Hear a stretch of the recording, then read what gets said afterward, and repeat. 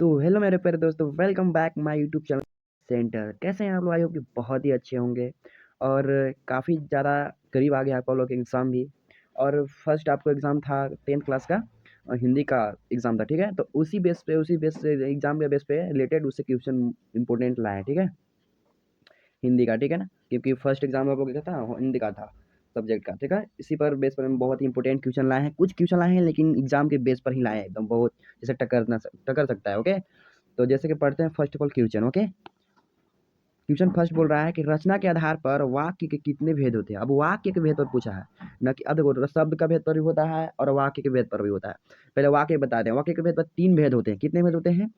आपका 3 भेद होता है। कौन कौन होता है देखिएगा, बता रहे हैं, सब बताएंगे, जितना मतलब एक कर से बताएंगे। पहले तुम्हारे हम 3 भेद, ठीक है। अब कौन कौन होता है ये जानेंगे, ठीक है ना। कौन होता है? एक होता है सरल वाक्य, एक होता है मिश्र वाक्य, और एक होता है संयुक्त वाक्य। ये आपका वाक्य के भेद हो गया, ठीक है। आप कहेंगे सर और भी होता होगा, यस होता है। शब्द के वाक्य पर भी होता है। शब्द के वाक्य पर 3 भेद होता है। कौन कौन होता है देखेंगे, ठीक है। एक होता है रूढ़वेद, रूढ़वेद रूढ़ शब्द होता है, योग होता है यौगिक, यौगिक, ठीक है। एक होता है युग रूढ़, युग रूढ़ होता है ना। एक होता है वेग रूढ़, ये होता है। ये शब्द के वाक्य पर 3 भेद होता है और वाक्य के 3 भेद होता है, ठीक है। चलिए आगे होते हैं। इसका आंसर कौन सा हो गया? Option number C is correct, 3। चलिए नेक्स्ट क्वेश्चन और बढ़ते हैं। बोला नभ का पर्यायवाची शब्द क्या होता है? धरती, पानी, हवा, आकाश। नहीं, आपका आंसर कौन हो जाएगा? डी होता है, आकाश होता है। आकाश माने जैसे कि ऊपर हवा में, ठीक है। आकाश जैसे देखो, आसमान भी हो गया है, गगन भी हो गए, अंतरिक्ष भी हो गए, आकाश गंगा भी, ये सारे सब नाम होता है। नभ का पर्यायवाची शब्द होता है ना, आप लोग याद रखिएगा, ठीक है। चलिए नेक्स्ट क्वेश्चन पर की ओर बढ़ते हैं हम। दंतुरित का अर्थ क्या होता है? आप लोग पढ़े होंगे क्लास 10th में बुक में। दंतुरित का अर्थ क्या होता है? क्या ये होता है बिना दांत के, लंबे लंबे दांत का, टेढ़े टेढ़े दांत, नए नए दांत। दंतुरित का अर्थ होता है नए नए दांत का उगना। क्या होता है? दंतुरित का अर्थ नए नए दांत का ही उगना होता है। ऑप्शन नंबर कौन हो जाएगा? ऑप्शन नंबर डी हो जाता है, ठीक है। चलिए ऑप्शन नंबर, अब 4 नंबर प्रश्न नंबर बताते हैं। बादल किस दिशा से आता है? अच्छा, हम बादल के देख पाते हैं, हमें ऊपर डिपेंड करता है, हमारे ऊपर डिपेंड, हम किस ओर से देख रहे हैं, यस या नो। लेकिन बादल किसी भी दिशा से आता है कि ना। न पूरब से, न पश्चिम से, न उत्तर से, न दक्षिण से। ये अज्ञात अज्ञात दिशाओं से आते हैं बादल, ठीक है। तो ऑप्शन नंबर कौन हो जाएगा? ऑप्शन नंबर डी हो जाएगा, ऑप्शन नंबर डी, ओके। चलिए नेक्स्ट क्वेश्चन की ओर बढ़ते हैं। बोल रहा है कहीं सांस लेते हो घर घर भर देते हो, इस पंक्ति का क्या अर्थ है? बोल रहा है कहीं सांस लेते हो और घर भर देते हो। बादलों का सांस लेना, फागुन की हरियाली महसूस करना, वातावरण का सुगंधित और मदक हो जाना, फूलों के द्वारा घर घर प्रवेश करना। देखिए ऑप्शन नंबर इसका सी हो जाएगा। सर सी कैसे हो गया? आप बता सकते हैं? हाँ जी बिल्कुल बता सकते हैं। देखो कैसे सी होगा। बोल रहा है वातावरण का सुगंधित। अब बोल रहा है सांस लेते हैं, वातावरण में हम लोग सांस लेते हैं, यस या नो। अब बोल रहा है कि घर भर देना, यानी जब सांस लेते हैं तो हमारा मन में भर जाता है कि नहीं भरता है? हमारा मन भर जाता है और अच्छा अच्छा सुगंध आता है, तो भर जाता है कि नहीं भर जाता है? बहुत ही अच्छा लगता है और लेने का मन करता है, यस या नो। यही बोल रहा है कि कहीं सांस लेते हो और घर भर देते हो, तो इस पंक्ति का यही अर्थ है कि वातावरण का सुगंधित और मादक हो जाना। तो ऑप्शन नंबर कौन हो जाएगा? ऑप्शन नंबर आपका सी इज करेक्ट हो जाएगा, ओके। चलिए नेक्स्ट क्वेश्चन की ओर बढ़ते हैं। बोल रहा है सूर्यकांत त्रिपाठी निराला का जन्म कब हुआ था? तो आपका आंसर हो जाएगा सूर्यकांत त्रिपाठी निराला का जन्म हुआ था 1899 ईस्वी में, 1899 ईस्वी में। और आप बता सकते हैं कि इसका कहाँ जन्म हुआ था? इसका जन्म हुआ था बंगाल का महिसादल रियासत में। कहाँ हुआ था? बंगाल का,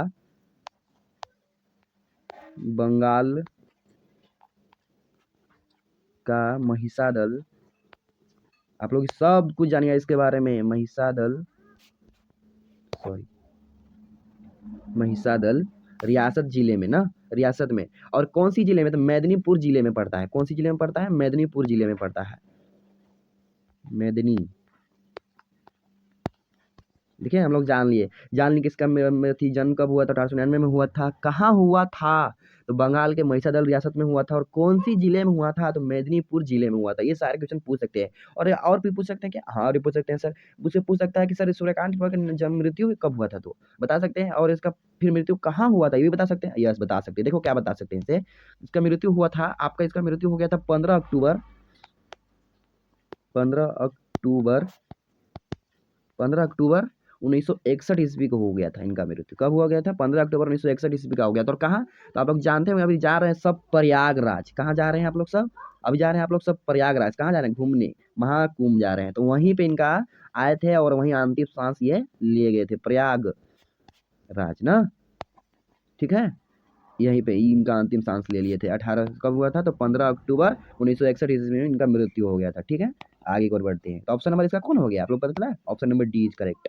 चलिए 7 नंबर की ओर बढ़ते हैं। बिस्मिल्लाह खां का बचपन का नाम क्या था? ऑप्शन नंबर ए पढ़ते हैं, नासुरुद्दीन या अमरुद्दीन या शमसुद्दीन या अभिरुद्दीन। ऑप्शन नंबर हो जाएगा बी। जी हाँ, बचपन में इनका कहा जाता है अमरुद्दीन कहा जाता था, ठीक है। अच्छा, अमरुद्दीन का जन्म कब हुआ था, ये बता सकते हैं कोई? देखो हम बता रहे हैं, ठीक। कब हुआ था देखिएगा, 21 मार्च 1961 ईस्वी का हुआ था। 21 मार्च 1961 ईस्वी का हुआ था, ठीक है। कब हुआ था? 1961 में। और कहाँ हुआ था? तो बिहार के बक्सर जिले में हुआ था। कहाँ हुआ था? बिहार के बक्सर जिले में, डुमराव जिसे बोला जाता है, डुमराव, डुमराव में हुआ था, ठीक है। डुमराव में हुआ था। और डुमराव कहाँ पड़ता है? तो बिहार के बक्सर जिले में पड़ता है डुमराव। यहाँ पे इनका बिस्मिल्लाह खां का जन्म हुआ था, ठीक है। चलिए अब लोग ये सारे बातें याद रखिएगा, ओके। नेक्स्ट क्वेश्चन बोलते हैं, 8 क्वेश्चन की ओर बढ़ते हैं। सुजान रसखान किसकी रचना थी? सुजान रसखान किसकी रचना थी? ऑप्शन नंबर ए पढ़ते हैं, सुजान की, रसखान की, मियाजान की, नसीर की। ऑप्शन नंबर हो जाएगा बी। जी हाँ, रसखान की ही हुई थी रचना, ठीक है। चलिए अब बोल रहा है कि बिस्मिल्लाह खान की शहनाई के साथ किस मुस्लिम पर्व का नाम जुड़ा है? बिस्मिल्लाह खान का पर्व किस नाम से जुड़ा हुआ है? ईद, बकरीद, मुहर्रम, मिलाद। तो आप लोग पढ़े होंगे क्लास 10th में कि मुहर्रम से जुड़ा होता है बिस्मिल्लाह खान का शहनाई, ठीक है। किससे? मुहर्रम से। मुहर्रम में कभी बजाया जाता है, ठीक है। चलिए शहनाई। कटाओं को हिंदुस्तान का क्या कहा जाता है? अब देखिए, कटाओं, कटाओं क्या होता है? तो कटाओं एक तरह से क्या होता है पता है? एक स्वच्छता और सुंदरता के लिए कि भारत का स्विट्जरलैंड कहा जाता है। आप लोग ऑप्शन ऑप्शन में दिया गया हुआ, देखो नीचे दिया गया है। Option number A England, option number B America, option number C Switzerland और ऑप्शन नंबर डी जर्मनी। तो ऑप्शन नंबर कौन हो जाएगा? सी, जो कि अभी हमने बताया फिलहाल में, ठीक है। स्विट्जरलैंड किस लिए सर? कि स्वच्छता और सुंदरता के लिए ही भारत का स्विट्जरलैंड कहा जाता है, कटाओं को कहा जाता है, ठीक है। इसका अर्थ यही था। आई होप आप लोग को अच्छा लगा होगा गाइस। तो जहाँ भी डाउट होता है आप लोग कमेंट जरूर किया कीजिए, कहाँ से यहाँ पे डाउट है तो फिर से एक बार रिपीट कर दीजिए, अगेंस्ट बताएंगे हम कमेंट में, आपका रिप्लाई जरूर दे देंगे, ठीक है। और बहुत ही इंपॉर्टेंट क्वेश्चन था, एग्जाम में पूछेगा ही पूछेगा, कुछ कुछ ही लाए हैं लेकिन इंपॉर्टेंट लाए हैं, ठीक है, हिंदी का, ठीक है। तो आप लोग फर्स्ट एग्जाम था इसलिए ला दिया है, फट से पढ़ लीजिएगा सभी कोई। और अच्छा लगा तो लाइक एंड सब्सक्राइब जरूर कीजिएगा। तो मिलते हैं नेक्स्ट वीडियो में और ये इंपॉर्टेंट न्यूमेरिकल के साथ। तब तक के लिए बेस्ट ऑफ लक।